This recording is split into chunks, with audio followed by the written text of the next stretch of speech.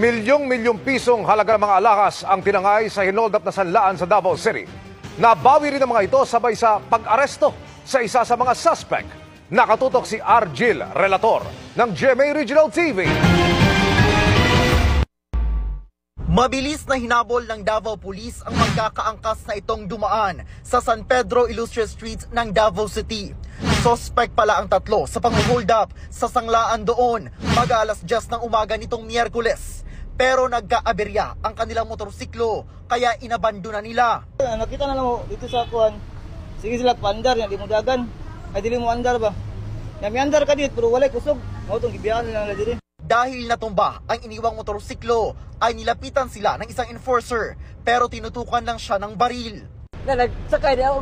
Dagan po ako kay gibiyahan ng motor. Ilas ka boxer. Tulo. Gitiunan ko dagan po ako. Tangay nila noon ang nilimas na mga display ng mga alahas mula sa hinold up na sanglaan. Nasugatan pa sa kamay at leeg naman ang isang security guard na mahampasin ng baril ng isang suspect. Ayon sa isang saksi, may takip sa mukha ang mga suspect na mang-hold up. Dua ka lalaki lang na ako nakita. Kung saan sila? Nagsulod diyo. Tapos Giduk-dukang gad ba? Isa sa suspect ay naaresto ng mga pulis sa Bangkerohan Public Market. Anak siya. Na-recover din ang di bababa sa 40 million pesos na halaga ng mga ninakaw na alahas. Naanay mga certificate ang mga relo dito, so I know this is mine. Hindi na place, tagan bangkot.